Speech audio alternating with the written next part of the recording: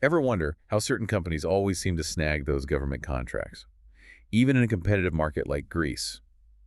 Today, we're going deep on some research, using something called network theory, to map out the Greek public procurement market from 2019 to 2021. It might just explain why some companies, well, they seem to have a bit of an edge. Yeah, this research, published in the Journal of Industrial and Business Economics, it really breaks down who's winning what in Greek public procurement, and it uses these codes, called CPV codes, to categorize everything that represents specific product and service types. So wait, you're saying we can visualize this whole market, like as a network? Yeah. How does that even work? Okay, so picture this, a map. Each point is either a government agency, they need a service, we call them contracting authorities, or a company bidding on that contract, an economic operator. The contracts, they're the lines connecting the points, creates a web of relationships. So let's say a ministry wants to update their computer systems. They'd be connected on this map to every tech company bidding. Exactly. Now, the researchers used this network to analyze something called the out-degree distribution. It basically tells us how many contracts each company is winning, if it's lopsided. Like a few companies are grabbing most of the pie that's assigned potential market concentration. So how do we actually know if the market is concentrated? Are we just eyeballing this map?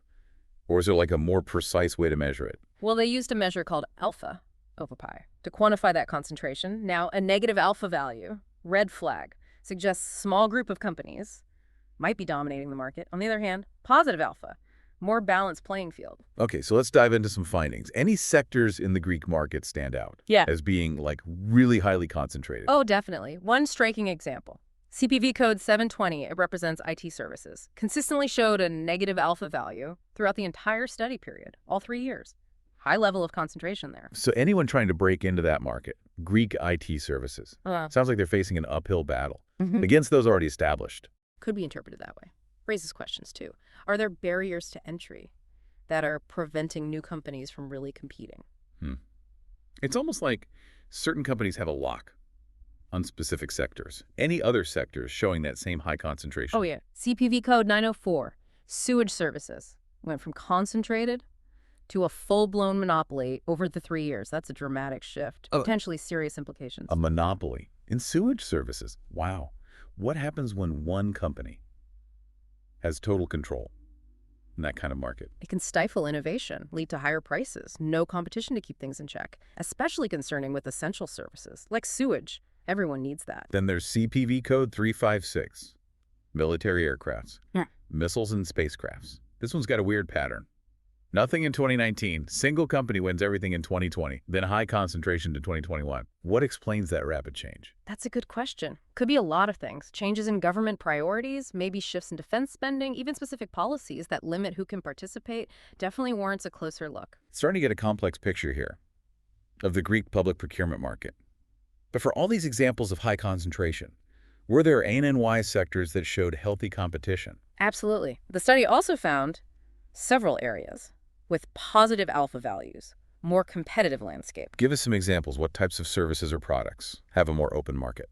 Let's see, CPV code 220, printed matter and related products, consistently positive alpha values, more open market, variety of businesses, participating and winning. Why might that be? What makes that sector more competitive than, say, IT services or sewage? Probably comes down to barriers to entry. Printing brochures, posters, doesn't require the same level of specialized knowledge or infrastructure as building complex software or managing a whole sewage network. So lower barriers to entry could explain why we see more companies competing and winning in those sectors. What other sectors had those positive alpha values throughout the study? Another one, CPV code 092, petroleum, coal, oil products.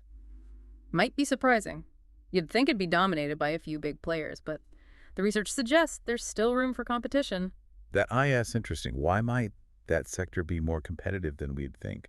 Could be several factors. Need for specialized distribution networks, or fluctuations in global commodity prices, even with big players. Those factors create opportunities for smaller companies to compete based on things like price, logistical efficiency. So even in a market with those established giants, Still healthy competition, driven by those specific market dynamics. This really highlights the importance of looking at the data, understanding each sector, its nuances. Absolutely. And the overall trend identified in this research, fascinating, raises some important questions. What trends stood out? What should we be paying attention to? Well, some sectors showed healthy competition, but the study also found a concerning shift towards monopolies, suggests that in some areas, of the Greek public procurement market. Competition is actually decreasing, not increasing.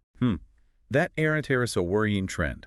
What are the potential implications of this shift toward monopolies in the Greek market? Well, when a single company dominates, it creates a ripple effect. Pricing, innovation, access for new businesses, trying to enter the market. Policymakers and regulators should be aware of this. And what about businesses and citizens? How does this impact them? For businesses, could mean higher costs. For goods and services, procured through these monopolized sectors. For citizens, fewer choices. Potentially higher taxes if the government's paying inflated prices due to lack of competition. So this concentration in certain sectors of the Greek public procurement market, it's not just an abstract economic concept. It has real consequences for businesses and citizens alike. Precisely. And that's why research like this, it's so valuable, helps us understand. The complex dynamics make informed decisions about how to ensure a fair and competitive market for everyone involved. Makes you wonder, could similar patterns be happening elsewhere? That's a really interesting question. This research focused on Greece. But could we find similar trends in public procurement markets globally? Could this network analysis be a tool to look for potential market manipulation in other countries? Definitely possible. If policymakers had access to this data, they could track these trends, intervene, ensure fair competition for all businesses, no matter their size or how long they've been around. Imagine that. A global system. Transparent, tracks every country's procurement market.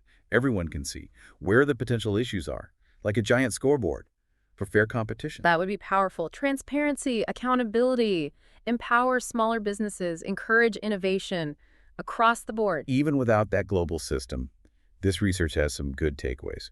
For anyone working in the Greek market, what advice would you give to businesses trying to enter or navigate this market? I'd say understanding which sectors are highly concentrated is crucial. They might focus on sectors with more competition or team up with other companies to increase their chances of winning bids. Like having a roadmap before you even start.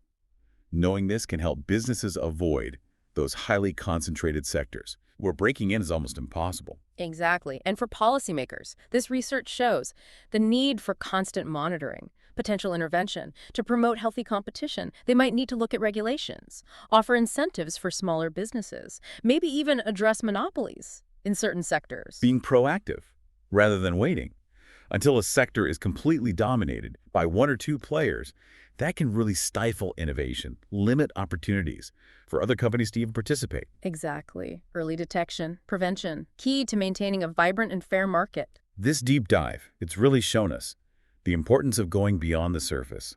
A simple contract award could actually point to a much bigger issue. It highlights the power of network theory.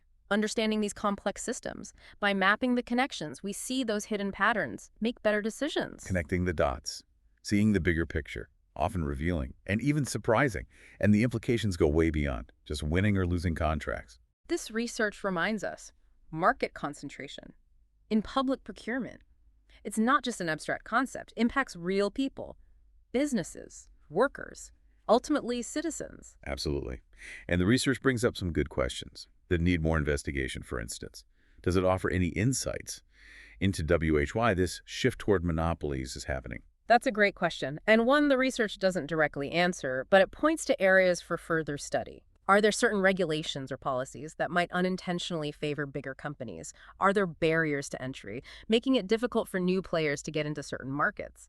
These are things policymakers and researchers need to look at more closely. And this research doesn't have to stay in Greece. This network theory approach could be applied globally to public procurement markets everywhere, helping us understand the dynamics of competition, identifying potential problems before they get too big. Exactly. This study gives us a framework that could be used in many different situations, empowering us to promote fair competition, ensure these vital markets serve everyone's best interests. This has been a truly insightful deep dive. We've explored how researchers are using network theory to uncover patterns of market concentration in Greek public procurement. And we've discussed the potential impacts for businesses, policymakers, even everyday citizens. It's been great unpacking this with you. These trends and the data, they're definitely worth watching. The pleasure was all mine. And for our listeners, if you want to learn more about this topic, we've included some links in the show notes, where you can explore network theory, access public procurement data. You might even find similar patterns in your own country. Happy exploring, everyone. And remember, knowledge is power, especially when it comes to holding those in power accountable, advocating for systems that are fair and transparent. It feels like we just scratched the surface here of a really complex issue. Who knew public procurement could be so interesting? Right. It might seem kind of dry at first glance, but once you dig into that data, see Yeah. the patterns, it gets pretty fascinating. It reminds you, data can tell a story. And sometimes those stories, they have impacts that go way beyond just the numbers. For sure. And in this case, the story's about fairness, transparency, ultimately a level playing field for every business in the market. Well said. This has been a real eye-opener, our deep dive into network theory, market concentration, and Greek public procurement. It's been great exploring this with you. Hope our listeners found it interesting, gave them something to think about. Me too. And listeners, if you want to learn more about network theory or explore that public procurement data for other countries, we've got some links for you in the show notes. Happy digging, everyone. And remember, informed citizens are empowered citizens. The more we understand these systems, the better we can advocate for fair markets, competitive markets that benefit us all. And on that note, we'll wrap up this deep dive. Thanks for joining us. We'll catch you next time for another deep dive into the data.